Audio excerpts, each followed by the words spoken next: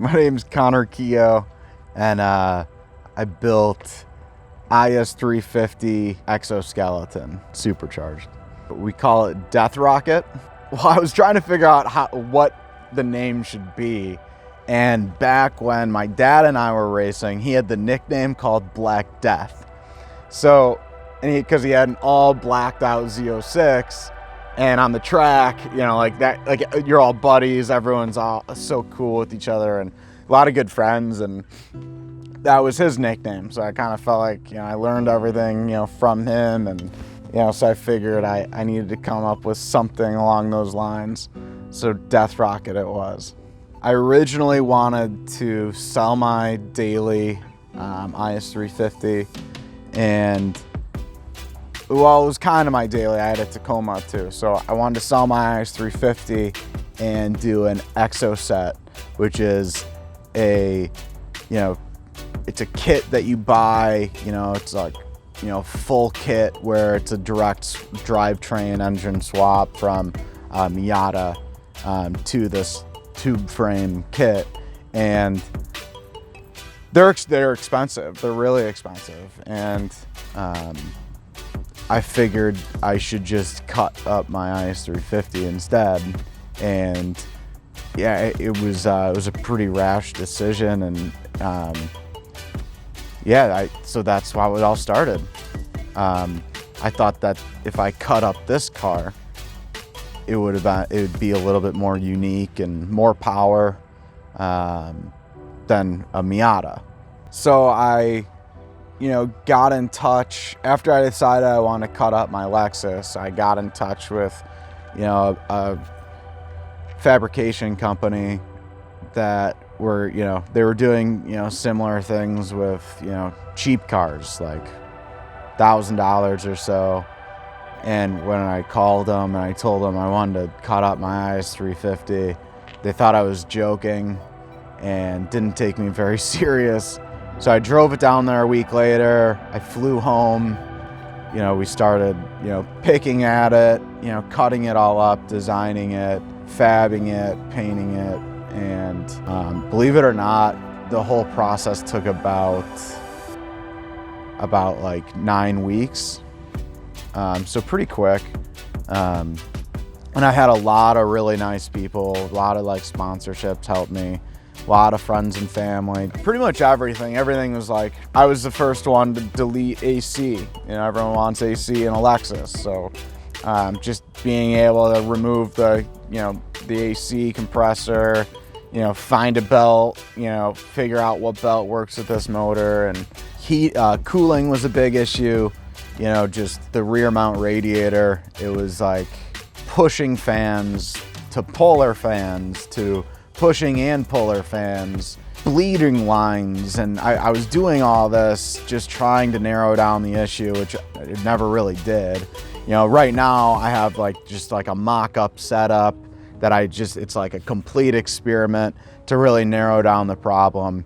The radiator looks like now, but yesterday I just got, it's like a little electric water pump from Australia, Davies Craig, which is just awesome.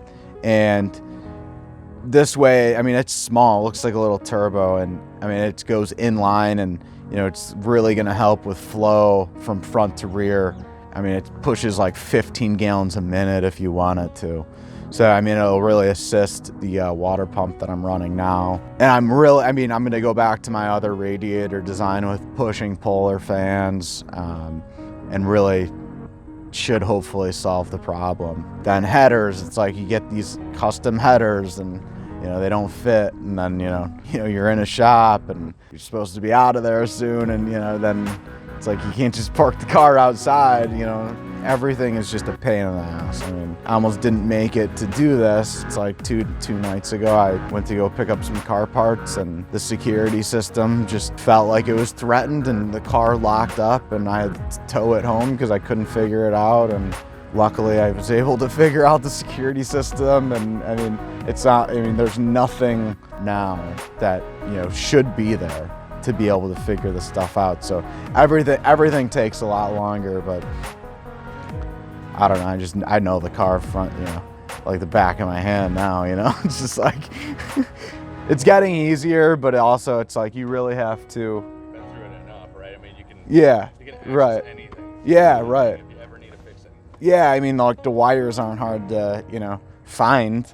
I mean, it's still, you know, it's still a huge pain in the ass, but it's like, you know, yeah, I got a lot of zip ties, but how are you supposed to wire stuff on these cars, you know? You zip tie them, like, who cares? It's like, yeah, it's a different car, and it's like, yeah, it's fast, and it's like, I'm not trying, it's like, I wanted to do this just for fun. Like, I mean, people take me serious, like, I don't take anything serious. I mean, really. So, I mean, if people think I built this and all serious, like, I'm like trying to be like this crazy race car driver or something, like, it's not. Like, yeah, it's like, I built it because I really wanted to build something like this. I've always wanted an orange car and a go-kart.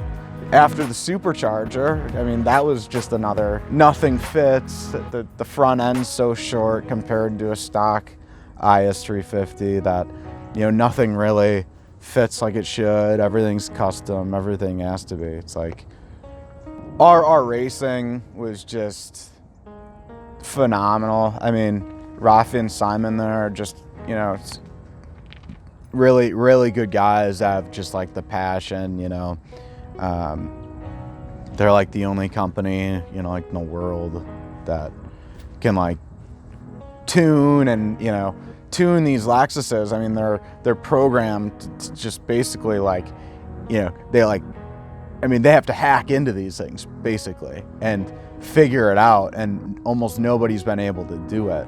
So like for these guys to like be on board and really help me out with, you know, like just tuning alone and like the supercharger, and, you know, they make tons of awesome parts for basically any Lexus, like especially the F series. And I mean, all their stuff is just high quality, awesome parts. PPE header, PP Engineering headers, they are awesome. Great company, great response when I did have an issue. Tannen Auto Electrics helped me out with like a lot of like custom lighting for my gauges. You know, the fabrication company that I used, they were awesome. I mean, really followed my design.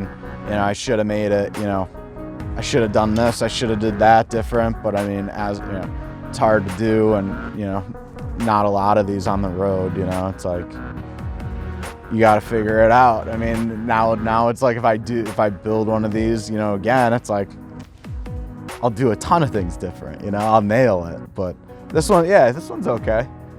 For now, you know, my old man, he's you know, I didn't tell him I was doing this until the car was already cut and halfway caged, and he about himself because he had no idea what the I was doing.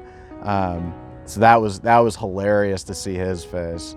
After he drove this and realized it's faster than his Z06, he put his up for sale, and he's gonna be he's upgrading he's gonna go to like the C7 Z06 because a little salty now, right? Yeah, he doesn't like that I have a faster car. My kid has a faster car than me. Yeah. Or my dead body. Yeah, it's funny, man. He's such a good dude. He's taught me everything. Like, just like as far back as I can remember, I was wrenching with him in the garage, staying up late on school nights, doing just tweaking, fine tuning, getting it ready for the track, doing whatever. I mean, we were always working out in the garage. It was awesome. That's how I really got into it all. And the other thing was funny was because I CNC'd these splitters, and I was trying to figure out who was gonna let me use their $500,000 CNC machine. Nobody's really going, you know, in their right mind is gonna let some random guy just come in there with his own program and run this $500,000 piece of equipment. And I called this guy, I briefly described what I was doing, and I'm like cold calling people at this point that I've like heard in the area that have CNC machines and something big, and a CNC big enough to like do a 4x8 sheet. And this guy, I'm getting tired of calling, and I'm like, yeah, I want to do this and this and this. And his name's Oz in Aurora, builds office furniture. And he was like, yeah, you want to come in about noon? And I was like, today? And I showed up, and I mean, we CNC'd these things, and I mean, he helped me out with CAD, and because I was a little rusty at it, I haven't done it in a while. Yeah, I mean, we knocked it out, and gave him some beer, and I mean, he was the happiest guy around. I sent him pictures of like Super Street magazine and stuff when I was in that, and yeah, and he he emailed back. He just thought it was the coolest thing ever. A lot of nice people. Like I met you. I mean, I meet like anytime like I'm at like a car event, I just meet a ton of awesome people that like, it's really like. Want to know more? Yeah, but I mean, like it's real. Like I'm really outgoing, and yeah, I mean, like I really like meeting, just hanging out with new people, and especially car guys, because it's hard to find some car guys that like really understand like the difficulties. Not and just somebody like bought a sports car. Right. I mean, you could buy any car you want, but it's like, are you really gonna go through like the same things? But don't get me wrong. I mean, I'm not saying anything about buy. I mean, you could buy whatever. I'm not putting those people down, because just take all that out of there.